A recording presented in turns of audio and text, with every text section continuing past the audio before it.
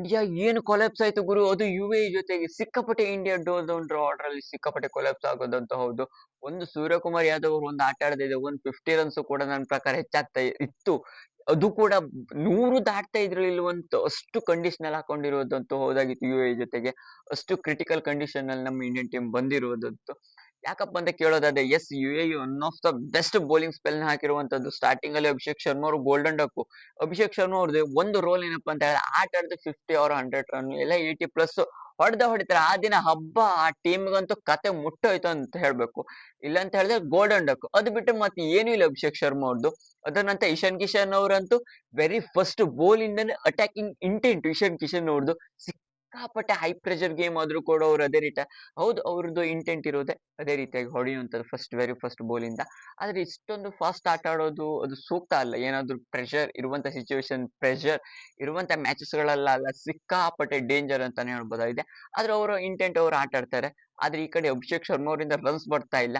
ಅವರು ಹೊಡೆದ್ರೆ ಅವರು ಒಂದ್ ಒಳ್ಳೆ ರನ್ಸ್ ಹೊಡಿತಾರೆ. ಇಲ್ಲ ಅಂತ ಹೇಳಿ ಗೋಲ್ಡ್ ಅವರು ಕೂಡ ಅಟ್ಯಾಕಿಂಗ್ ಇಂಟೆಂಟ್ ಹೋಗ್ಕೊಂಡು ಅವರು ಕೂಡ ವಿಕೆಟ್ ನ ಒಪ್ಸಿರುವಂತದ್ದು ಜಸ್ಟ್ 25 ಪ್ಲಸ್ ರನ್ಸ್ ನ ಹೊಡ್ಕೊಂಡು. ಅದರ ನಂತರ ಬಂದಿರುವಂತ innings Suryakumar Yadav one of the best consistency runs ನ ಹೊಡೆದಿರುವಂತ ಸೂರ್ಯಕುಮಾರ್ ಯಾದವ್ ಕ್ಯಾಪ್ಟನ್ ಹಾಕೊಂಡು 1000 ರನ್ಸ್ ಕೂಡ ಕಂಪ್ಲೀಟ್ ಮಾಡ್ಕೊಂಡಿರುವಂತದ್ದು. ಅದೇ ರೀತಿ ಸೂರ್ಯಕುಮಾರ್ ಯಾದವ್ ಒಂದೇ ಫ್ಲೋ ನಲ್ಲಿ ಹೋಗ್ತಾರೆ. ರನ್ಸ್ ರನ್ಸ್ ರನ್ಸ್ ಯಾವ ರೀತಿ ಹಳೆ ಸೂರ್ಯಕುಮಾರ್ ಯಾದವ್ ಯಾವ ರೀತಿ ಇದ್ರು ಅದೇ ರೀತಿಯಾಗಿ same energy and one of the best shots ಗಳು ಯಾವ ರೀತಿ ಹೊಡಿತಾರೋ ಅದೇ ರೀತಿಯಾಗಿ ಕನೆಕ್ಟ್ ಮಾಡ್ತಾ ಇರುವಂತ ಸೂರ್ಯಕುಮಾರ್ ಯಾದವ್ ಅವರು ಕೂಡ ಯಾವ ರೀತಿ UAE ಜೊತೆ ಹೊಡೆದ್ರಲ್ಲಿ 84 runs just 48 balls 48 plus balls ಅಲ್ಲಿ one of the best establishment performance ಅಂತಾನೆ ಹೇಳ್ಬೋದು ಸೂರ್ಯಕುಮಾರ್ ಯಾದವ್ ಅವರಿಂದ ಬಂದಿರುವಂತ ಕ್ಯಾಪ್ಟನ್ ಇನ್ನಿಂಗ್ಸ್ ಹೇಳ್ಬೇಕು ಅಂತ ಹೇಳಿದ್ರೆ ಲಾಸ್ಟ್ ತನಕ ಇದ್ಕೊಂಡು ಯಾವ ರೀತಿ one of the best complete ಮಾಡಿದ್ರು. 100 ರನ್ಗೆ ದಾಟತ್ತೋ ಇಲ್ಲೋ ಅನ್ನುವಷ್ಟು ಸಿಚುವೇಶನ್ ಹಾಕೊಂಡಿತ್ತು ನಮ್ಮ ಇಂಡಿಯನ್ ಟೀಮ್. ಅಲ್ಲಿ ಸೂರ್ಯಕುಮಾರ್ ಯಾದವ್ ಅವರು ಕಾಮಾಗ ಆಟ ಆಡಿರುವಂತ ಬಾಲ್ ಟು ಬಾಲ್ ಹೊಡಿತಿದ್ರು. 20 ಪ್ಲಸ್ ಬಾಲ್ ಆಟ ಆಡ್ಕೊಂಡು ಕೂಡ ಸ್ಲೋ ಆಗಿ ಆಟ ಆಡ್ತಿದ್ರು ಸೂರ್ಯಕುಮಾರ್. ಆಮೇಲೆ ಒಮ್ಮೆಲೆ ಲಾಸ್ಟ್ ಒಂದು 3 ಅವರ್ಸ್ ಲಾಸ್ಟ್ 7 ಆರ್ 3 ಅವರ್ಸ್ ಅಲ್ಲ ಅಥವಾ 4 ಅವರ್ಸ್ 70 ಪ್ಲಸ್ ರನ್ಸ್ ನಮ್ಮ ಇಂಡಿಯಾ ಸ್ಕೋರ್ ಬೋರ್ಡ್ ಮಾಡಿರುವಂತದ್ದು. 14 ಓವರ್ಗೆ 72 ರನ್ ನಮ್ಮ ಇಂಡಿಯನ್ ಟೀಮ್. ಆ ರೀತಿ ನಮ್ಮ ಇಂಡಿಯಾದ ಬ್ಯಾಟಿಂಗ್ ಕೊಲೆಪ್ಸ್ ಆಗಿರುವಂತದ್ದು. ಯಾರು ಕೂಡ ಒಬ್ರು ಕೂಡ ಆಡ್ಲಿಲ್ಲ. ಸೂರ್ಯಕುಮಾರ್ ಯಾದವ್ ಒಬ್ರು ಬಿಟ್ರೆ ಅಕ್ಷರ್ ಪಟೇಲ್ ಒಂದ್ ಸ್ವಲ್ಪ ಸಾಥ್ ಕೊಡ್ತಾರೆ ಅಷ್ಟೇ ಬಿಟ್ಟು ಮತ್ತೆ ಒಬ್ರು ಆಡ್ಲಿಲ್ಲ. ಅಕ್ಷರ್ ಜಸ್ಟ್ ಅದು ಇಶಾನ್ ಅವ್ರದ್ದು ಅಷ್ಟೇ ಬಿಟ್ರೆ ಯಾರು ಕೂಡ ಸೂರ್ಯ ಅವರು ಸಾಥ್ ಕೊಡ್ಲಿಲ್ಲ. ಅವ್ರು ಇವ್ರು ಅಂತ ಸ್ವಲ್ಪ ಸ್ವಲ್ಪ ಮಾಡ್ಕೊಂಡು ಸೂರ್ಯಕುಮಾರ್ ಒಂದು 15 ಅಂತೂ ಮಾಡಿದ್ರು. ಒಂದು 62 ರನ್ಸ್ ನ ಟಾರ್ಗೆಟ್ ಕೊಟ್ರು ಸೂರ್ಯಕುಮಾರ್ ಯಾದವ್ ಅವರು ಟೀಮ್ ಅಂದ್ರೆ ನಮ್ಮ Indian team one of the best ಆಟ ಆಡಿರುವಂತ ಸೂರ್ಯ ಅವರು.